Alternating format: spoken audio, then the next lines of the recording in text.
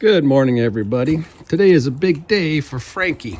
Frankie is going to get smarter today. Yep, we are going to be installing a SmartShunt on the coach to help us understand how much charge or hours are left on the batteries. I went ahead and positioned the patient in the center of my driveway so the technician has the ability to get around my coach for the install. The only thing that sucks for today for that technician is that right now it's a balmy 32.5 degrees outside. So it's better than snow on the ground or rain.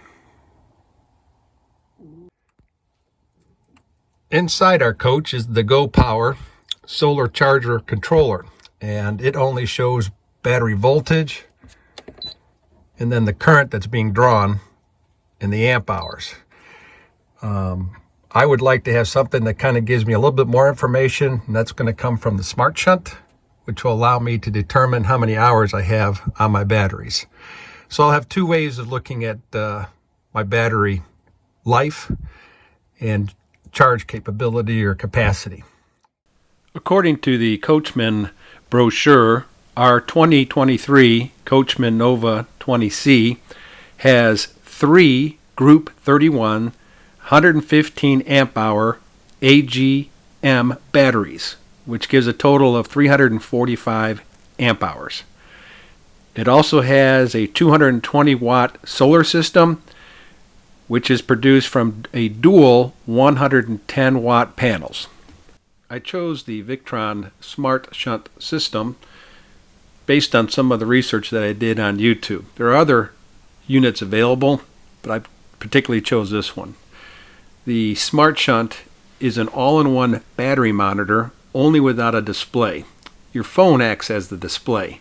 The SmartShunt connects via Bluetooth to the VictronConnect app on your phone or tablet, and you can conveniently read out all the monitored battery parameters like state of charge, time to go, historical information, and much more. I wanted to use this SmartShunt to monitor over time if my batteries are starting to degrade and then would need to be replaced. Based on my battery capacity of my coach being 345 amp hours, I chose the shunt closest to that value, which would be the 500 amp 50 millivolt. There are 2 types of shunts available. One shunt can be mounted inside the coach where it needs to be away from any type of moisture. The other shunt, which is a IP65 shunt, is designed to be mounted outside where moisture is not a problem. I chose the IP65 shunt because I wanted the shunt mounted close to the battery bank underneath the coach. I did not want to install the shunt, so I went to the Victron website and looked up installers that they may recommend. And on the website you can do a search and put your zip code and it will show you the local installer. And in my case, I'm close to Indianapolis, so Simple Indy was the contractor that I used to install the shunt. They charged me approximately $400 total, but that included the shunt, the installation, and the power cable that they had to run from one end of the shunt to the battery bank. So I thought it was a good deal.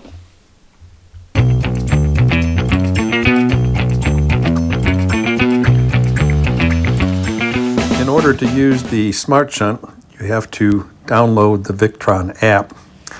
You can go into iStore and just type in Victron, and there it is, VictronConnect.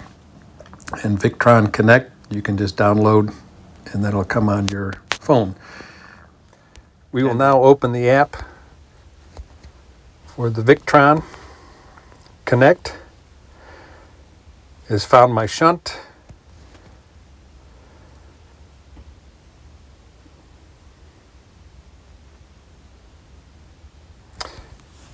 And right now it's showing 13.43 volts and it's receiving 1.06 amps. I will now turn on the use switch of the coach, and we're pulling about 12 watts and showing that time remaining is 10 days 0 hours. I will now turn on the lights, all the lights within the coach, and now it's pulling about 14 watts.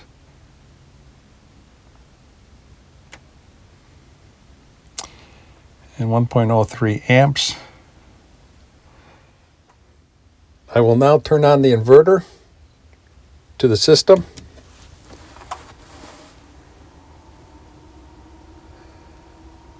And the Xantrak inverter is pulling roughly 33 watts.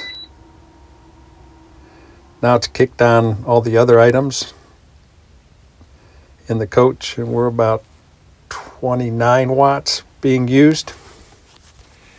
With the heater on, I'm running about 2.97 volts, 39 watts, and 3 days, 5 hours roughly on the state of charge for the batteries, just with the heater and LP gas. Of course, the solar power panels are on, and it's also charging the battery in this sunny day. I do not have the refrigerator on. With the refrigerator on, we're running at about 25 watts and 0.3 amp hours, and the time remaining is 4 days, 7 hours.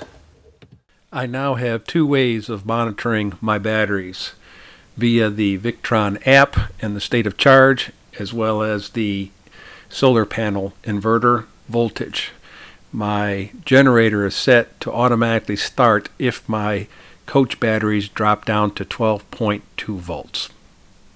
It takes a while for the screen to update, but with no refrigerator, no heat, no lights on, we're only pulling about 23 watts, and our days are going up, time remaining. So again, this is something I got to play with to take a look at trends, but it gives me an idea of what's I need to turn on and turn off to keep the batteries from discharging too rapidly.